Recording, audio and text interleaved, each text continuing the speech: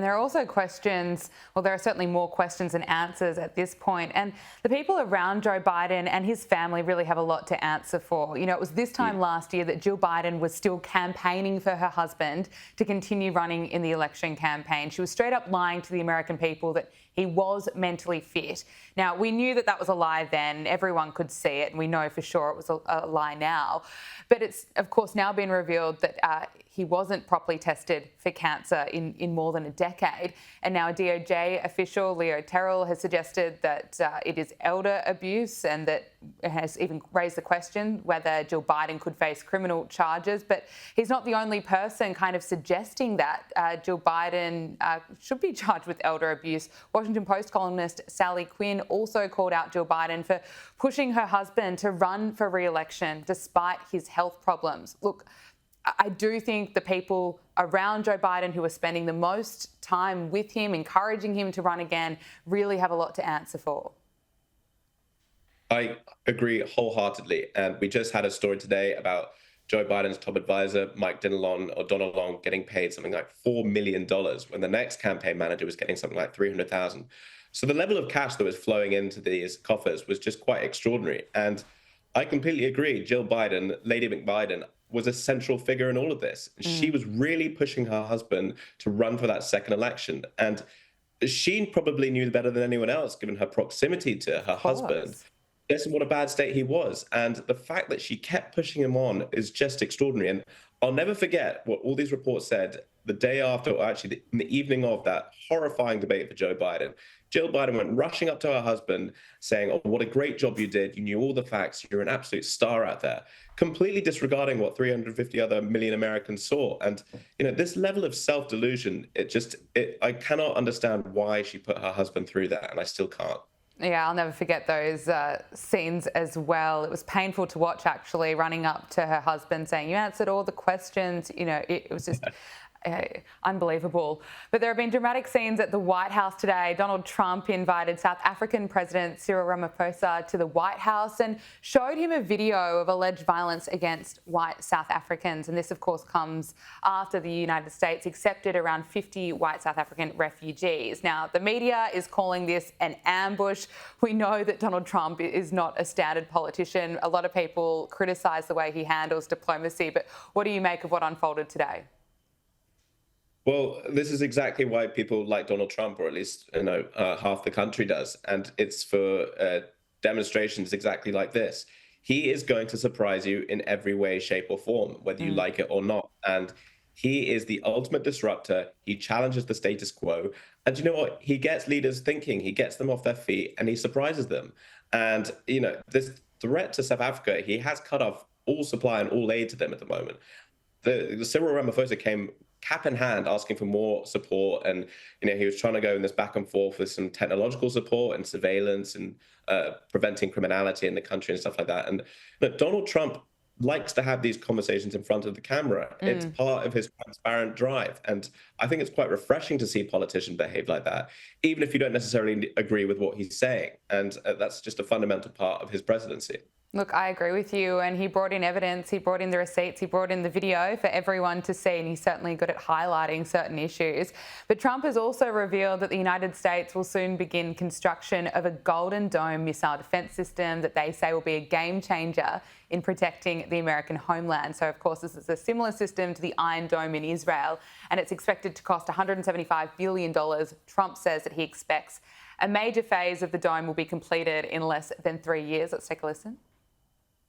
People that I would build a cutting-edge missile defense shield to protect our homeland from the threat of foreign missile attack. And that's what we're doing. Today I'm pleased to announce that we have officially selected an architecture for this state-of-the-art system that will deploy next-generation technologies across the land, sea, and space, including space-based sensors and interceptors. And Canada has called us and they want to be a part of it. So we'll be talking to them. They want to have protection also. So as usual, we help Canada do the best we can. This design for the Golden Dome will integrate with our existing defense capabilities and should be fully operational before the end of my term. So we'll have it done in about 3 years. James, what's the reaction been to this over in the States? Well, I actually think this could be one of the defining achievements of his entire presidency, if he is able to pull this off. There's no question that this is a high stakes gamble. And to try and replicate the Iron Dome over a country the size of Israel for something like the United States of America would be a colossal achievement. There's absolutely no question about that.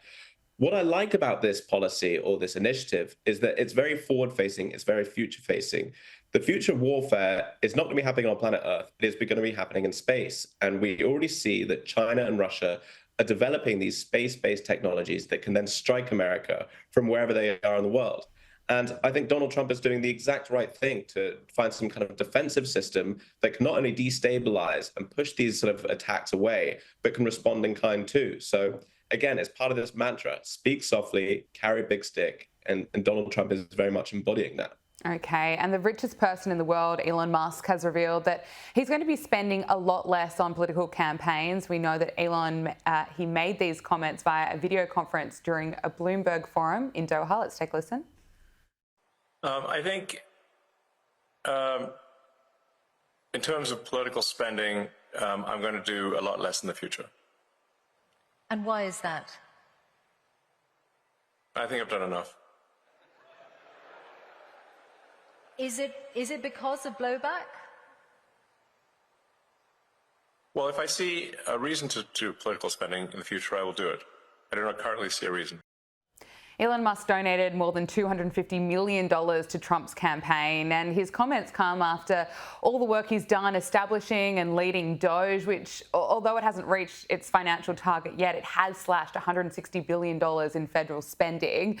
What do you make of Elon's comments? Is this a pretty big setback for the Republicans? No, I think Elon is going back to doing what he does best, and that's managing his 17 or 18 companies or whatever. I think this is the best application of his skill set. And what he accomplished, particularly in Donald Trump's campaign, where, as you mentioned, that sort of $250 million plus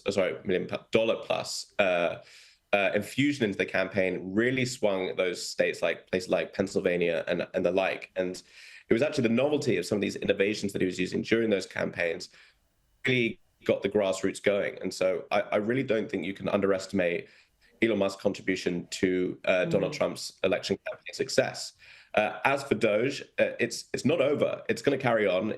Musk did say he's going to be there 2 days a week or something like that. But I do think this is a necessary divergence, and it was going to happen eventually. He still has to worry about Tesla, the Boring Company, and all the other ones. So we'll have to see how that all pans.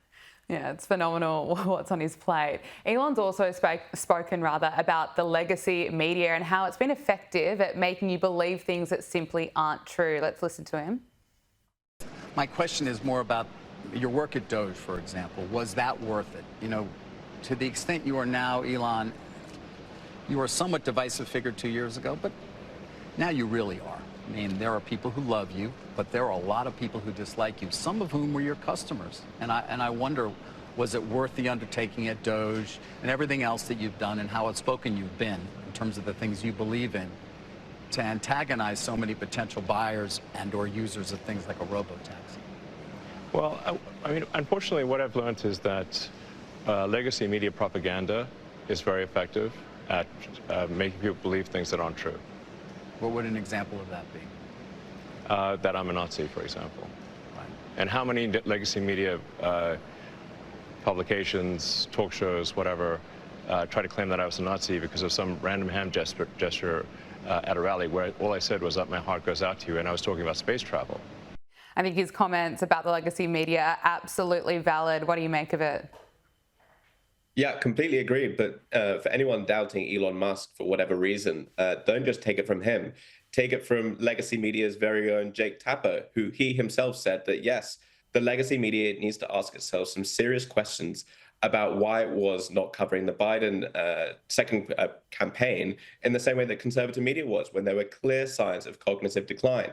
So yes, I think this really, I'm hoping, will be a kind of watershed moment for legacy media where they do start having these conversations with themselves, particularly when one of its major stars is sticking his head above the parapet to talk about this. And I hope that going forward, although I'm admittedly not particularly optimistic about this, that there will be some changes in how they approach this, and maybe they'll even, dare I say it, hire some conservatives, but that's a long way away. maybe it's a bit of a pipe dream. One can hope. I really appreciate it. James Billot, Newsroom editor at UnHerd, thanks so much for joining us on Power Hour.